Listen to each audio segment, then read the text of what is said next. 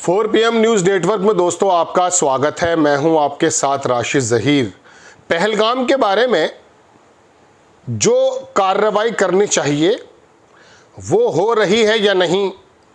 तवलीन सिंह का एक इंटरव्यू आया, एक आर्टिकल छपा, उसमें उन्होंने तफसील से दिया और ये भी बताया कि किस प्रकार से पहले ही सूचना थी कि श्रीनगर के आसपास टूरिस्ट पर कोई हमला हो सकता।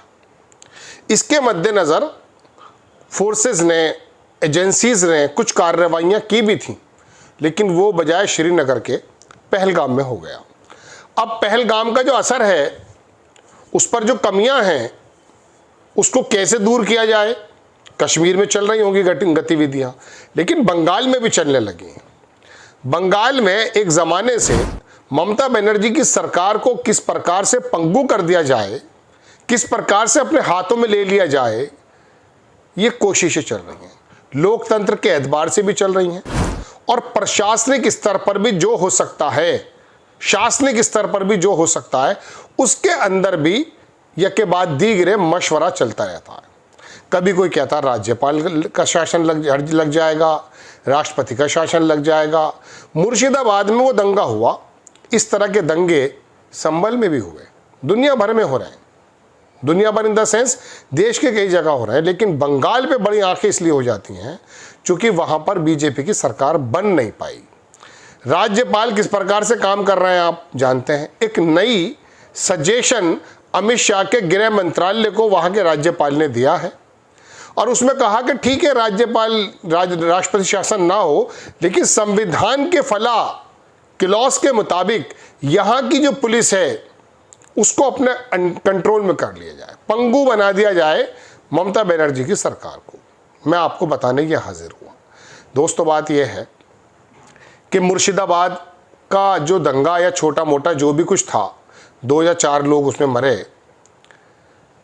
5 तो संभल भी मर गए थे, मरते रहते हैं। उत्तर प्रदेश के मेरठ में कई बार मर चुके, NRC में मर चुके, दुनिया भर में। कभी ये राष्ट्रपति शासन की बात आपके सामने आती है? नहीं। चूँकि बीजेपी की सरकारें अगर जहाँ मौजूद हैं, वहाँ तो गोया के राम राज्य आ चुका है। मैं आपको दोस्तों खबर दिखाता हूँ ये कि अच्छा, देखने की बात यह है कि जो हमारे मीडिया आउटलेट्स हैं वो इस तरह की खबरों को ऐसा ट्विस्ट करते हैं कि कोई बड़ी बात नहीं है। मुर्शिदाबाद जैसी हिंसा रोकने के लिए केंद्र सरकार को डैश डैश डैश बंगाल के राज्यपाल ने केंद्र को क्या दिया सुझाव। देखिए, इसमें कोई भी आपको आपत्ति नज़र नहीं आ रही होगी, लेकिन नीचे अगर आप देखेंगे तो नीचे लिखता अखबार ये है कि मैं इसका स्क्रीनशॉट ले लेता हूँ। ये देखिएगा कि वक्फ संशोधन कानून के खिलाफ मुर्शिदाबाद ज़िले में हुई हिंसा के मद्देनज़र बंगाल के राज्यपाल डॉक्टर CV प्रसाद बोस ने इस तरह की घटना राज्य के अन्य ज़िले में फैलने की आशंका जताते हुए केंद्र को आग्रह किया, सुझाव दिया है कि केंद्र न केवल मौजूदा स्थिति पर अंकुश लगाने के लिए बल्कि कानून के शासन में लोगों का विश्वास जगाने के लिए संवैधानिक विकल्पों पर विचार करे। क्या है विकल्प? राज्यपाल ने केंद्र को 3 सिफारिशें कर दी हैं अमित शाह के मंत्रालय को। राजभवन सूत्रों के अनुसार मुर्शिदाबाद में सांप्रदायिक दंगों पर केंद्र सरकार को भेजी गई अपनी विशेष रिपोर्ट में राज्यपाल ने 3 सिफारिशें की हैं। इसमें जब राज्य मशीनरी प्रभावी ढंग से काम करने में विफल होती है, यानी कि ममता सरकार अगर विफल होती है, तो केंद्र सरकार को कानून और व्यवस्था बनाने के लिए, सशक्त बनाने के लिए एक व्यापक कानून तैयार करना, जांच आयोग अधिनियम 1952 के तहत एक जांच आयोग नियुक्त करना जो कथित चूक और चूक की घटनाओं की जांच करे और भविष्य में ऐसी घटनाओं को रोकने के उपाय सुझाएगा। इसके अलावा संवेदनशील क्षेत्रों में सीमा सुरक्षा बल BSF तैनात हो जाएगी कि चौकियां स्थापित करने का सुझाव दिया गया। 11 अप्रैल को ये भड़की थी हिंसा, आपको मालूम है। उसके अंदर सलमा B का अगर हस्बैंड गए थे तो वहाँ पिंकी दास के भी हस्बैंड को मार दिया गया। बात ये दोस्तों, ये अब तक तो ऐसे प्रावधानों का इस्तेमाल नहीं हुआ है कि चुनी हुई सरकार के ओवरलैप करते हुए केंद्र ने वहाँ पर सुरक्षा बलों को और तमाम चीज़ों को अपने हाथ में ले लिया हो, लेकिन यह सारे विकल्प देखे जा रहे हैं। ज़मीन पर आए थे चुनाव लड़ने, उसमें जीत नहीं पाए, ममता बनर्जी ने बाहर कर दिया सीमा से। वहाँ एक ऐसा मामला चला कि ममता बनर्जी के पैर में चोट लगी और उसके बाद फुटबॉल के ऊपर पैर रखा हुआ था ममता बनर्जी का, बैंडेज हुआ, ऐसा एक बनाया गया चित्र, और बंगाल के अंदर एक ऐसी संचार कर दिया गया कि ये लोग तो बाहर के हैं। और ममता बनर्जी ने पहले से बड़ी जीत को दोबारा से या तिबारा से या चौबारा से दर्ज करते हुए सरकार को बना लिया। ये टीस लगी हुई है। 200 सीटों का टारगेट लेकर गए थे अमित शाह। कोरोना का भी कोई ख्याल ज़्यादा नहीं था, चुनावों के अंदर प्रक्रिया चल रही थी। राज्यपाल साहब जो हैं इनको बड़ी परेशानी है। 2 या 3 राज्यपाल को दिक्कत होती है। एक तो आजकल तमिलनाडु में चल रही है और एक से नाम बंगाल में, दिल्ली में बहुत थी लेकिन वो सरकार चेंज हो गई, अब कोई दिक्कत ही नहीं है। राज्यपाल जानते हैं वहाँ पर कौन है, एलजी कौन है, कोई खबर नहीं। स्मूथली काम चल रहा है, डबल इंजन ट्रिपल इंजन की सरकार चल रही है। अब आ जाती है बात कि साहब, मुझे अचानक केजरीवाल की बात पे याद आ गया।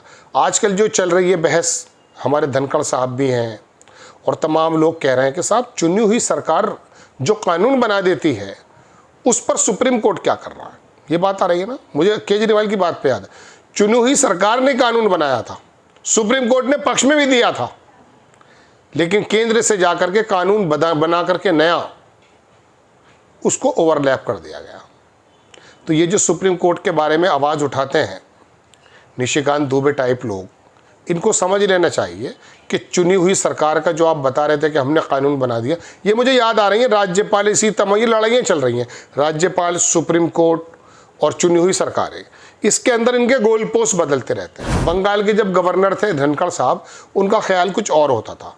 वो ज़माने में राज्यपाल को बड़ा ज़रूरी समझते थे, राष्ट्रपति को बड़ा ज़रूरी समझते थे, अब भी समझते हैं, और चुनी हुई सरकार को थोड़ा उसके बाद में रखते थे। आज चुनी हुई सरकार को ऊपर रखा जाता है, सुप्रीम कोर्ट को, राष्ट्रपति को पीछे रखा जा रहा है। दोस्तों, बात यह है कि आप कितने कौन सी चीज़ अपने हाथ में लेना चाहते हैं। ये जो राज्य की होम मिनिस्ट्री होती है, पुलिस का जो बाकायदा तैनाती का मामला होता है, ये एक ऐसा होता, किसी भी प्रदेश की परफॉर्मेंस को अगर जांचना है, मापना है, तो होम मिनिस्ट्री का रोल ज़बरदस्त आता है। योगी आदित्यनाथ कुछ इसी प्रकार से दर्शा करके दोबारा भी सरकार बना गए कि देखिए हमने शानदार जो है सरकार चलाई है। जैसे अभी 2017 के बाद जब 2022 में चुनाव हुए तो होर्डिंग्स देखे मैंने भारतीय जनता पार्टी की तरफ से। 2017 से पहले एक टोपी पहने हुए लड़का पीछे से दिखाया, मुसलमान, और वो आग लगा रहा है, बस्ती में आग लग रही है और उसके हाथ में आग की मशाल है। 2017 के बाद वही आदमी सफ़ेद टोपी पहने हुए, हाथ पैर में जोड़े हुए थाने में यूँ खड़ा है। मतलब बिल्कुल सूचक दे दिया कि कौन से वर्ग का, कपड़ों से पहचान लेते हैं ना मोदी जी, तो इसी तरह से आप लोग पहचान लें, आराम से तमाम काम होते हैं। तो अब जब छोटी मोटी घटनाएं होती हैं, छोटी मोटी घटना में हालांकि एक आदमी के मरने को भी नहीं बोल सकता, गलत है, लेकिन मैं बताना ये चाहता हूँ कि प्रदेश स्तर पर अगर इस प्रकार की होती तो संभल में हुआ है, आप लगा दीजिए वहाँ पर, नहीं लगाएंगे। कोई राज्यपाल, कौन है राज्यपाल, आनंदी पटेल, हाँ, देखिए नाम याद नहीं आएगा। आप बीजेपी की गवर्नमेंट में बिहार के राज्यपाल का नाम ही याद नहीं आएगा, मध्य प्रदेश के गवर्नर का नाम ही याद नहीं आएगा, राजस्थान के चूँकि कुछ कोई हो ही नहीं रहा है। होते वहाँ है राज्यपाल की तमाम एक्टिविटीज़ जो आती हैं पटल पर, वो वहाँ पर आती हैं जहाँ पर बीजेपी की सरकार नहीं। तो फिलहाल ममता बनर्जी को किस प्रकार से कमज़ोर किया जाए, इसकी कोशिशें चल रही हैं। आपको खबर कैसी लगी अपनी राय कमेंट्स बॉक्स में ज़रूर दीजिएगा। चैनल को सब्सक्राइब कीजिएगा, शेयर कीजिएगा। नेक्स्ट टाइम मैं किसी खबर के साथ हाजिर होता हूँ। जय हिंद।